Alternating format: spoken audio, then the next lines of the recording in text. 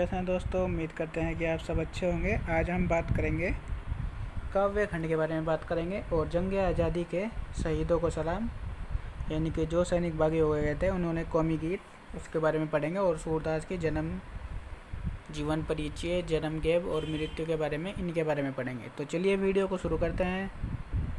बिना देर किए हुए चैनल को सब्सक्राइब कर लें, लाइक शेयर करना ना भूलें। नहीं सुजाना जो बरसी बरबारी विचारो, हो ही कवित मुक्तामणि चारो।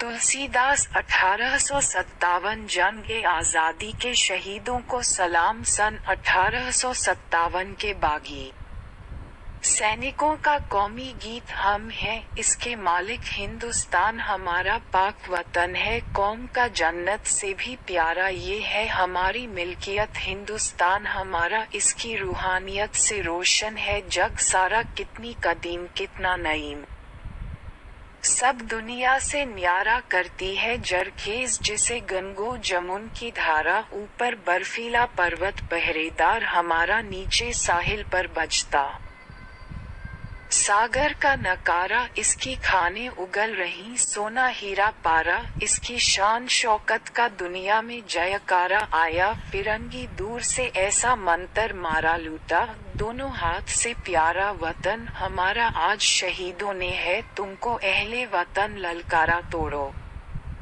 गुलामी की जंजीरें बरसाओ अंगारा, हिंदू मुसलमान सिख हमारा भाई भाई प्यारा। ये है आजादी का झंडा इसे सलाम हमारा।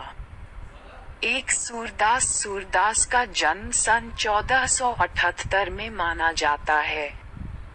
एक मान्यता के अनुसार उनका जन्म मथुरा के निकट रुनकता या रेणुका क्षेत्र में हुआ, जबकि दूसरी मान्यता के अनुसार उनका जन्म स्थान दिल्ली के पास असीही माना जाता है। महाप्रभु वल्लभाचार्य के शिष्य सूरदास अष्टछाप के कवियों में सर्वाधिक प्रसिद्ध हैं। वे मथुरा और वृंदावन के बीच गऊघाट पर रहते थे और श्रीनाथ जी के मंदिर में भजन कीर्तन करते थे। सन 1583 में पारसौली में उनका निधन हुआ। उनके 3 ग्रंथों सूरसागर, साहित्य लहरी और सूर सारावली में सूरसागर ही सर्वाधिक लोकप्रिय हुआ। खेती और पशुपालन वाले भारतीय समाज का दैनिक अंतरंग चित्र और मनुष्य की स्वाभाविक वृत्तियों का चित्रण सूर की कविता में मिलता है। सूर वात्सल्य और श्रृंगार के श्रेष्ठ कवि माने जाते हैं। कृष्ण और गोपियों का प्रेम सहज मानवीय प्रेम की प्रतिष्ठा करता है। सूर ने मानव प्रेम की गौरव गाथा के माध्यम से सामान्य मनुष्यों को हीनता बोध से मुक्त किया, उनमें जीने की ललक पैदा की। उनकी कविता में ब्रजभाषा का निखरा हुआ रूप है। वह चली आ रही लोकगीतों की परंपरा की ही श्रेष्ठ कड़ी है। यहाँ सूरसागर के भ्रमर गीत से 4 पद लिए गए हैं। कृष्ण ने मथुरा जाने के बाद स्वयं न लौटकर उद्धव के जरिए गोपियों के पास संदेश भेजा था। उद्धव ने निर्गुण ब्रह्म एवं योग का उपदेश देकर गोपियों की विरह वेदना को शांत करने का प्रयास किया। गोपियां ज्ञान मार्ग की बजाय प्रेम मार्ग को पसंद करती थीं। इस कारण उन्हें उद्धव का शुष्क संदेश पसंद नहीं आया। तभी वहां एक भौरा आ पहुंचा। यहीं से भ्रमर गीत का प्रारंभ होता है। गोपियों ने भ्रम के बहाने उद्धव पर व्यंग्य बाण छोड़े। पहले पद में गोपियों की यह शिकायत वाजिब लगती है कि यदि उद्धव कभी स्नेह के धागे से बंधे होते तो वे विरह की वेदना को अनुभूत अवश्य कर पाते। दूसरे पद में गोपियों की यह स्वीकारोक्ति कि उनके मन की अभिलाषाएं मन में ही रह गईं, कृष्ण के प्रति उनके प्रेम की गहराई को अभिव्यक्त करती है। तीसरे पद में वे उद्धव की योग साधना को कड़वी का कड़ी जैसा बताकर अपने एकनिष्ठ प्रेम में दृढ़ विश्वास प्रकट करती है। चौथे पद में उद्धव को ताना मारती है कि कृष्ण ने अब राजनीति पढ़ ली है। अंत में गोपियों द्वारा उद्धव को राजधर्म, प्रजा का हित याद दिलाया जाना सूरदास की लोकधर्मिता को दर्शाता है। पद 1 उद्धव, तुम हो अति बड़भागी, अपरस रहत स्नेह तगा तै, नाहिन मन अनुरागी। पुरिनी पात रहत जल भीतर, तारस देह न दागी।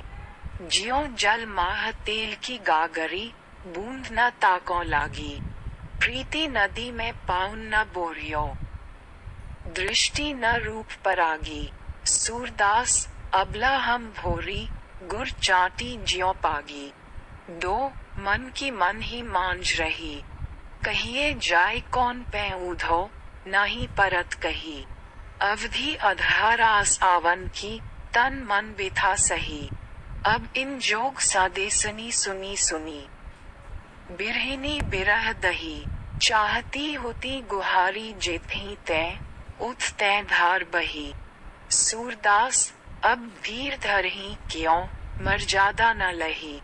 3 हमारे हरि हारिल की लकड़ी, मन क्रम बचन नंद नंदन उर। ये दृढ़ करी पकड़ी, जागत सोवत स्वप्न दिवस निसी, कान्ह कान्ह जखरी। सुनत जोग लागत है ऐसो, ज्यों करुई ककरी।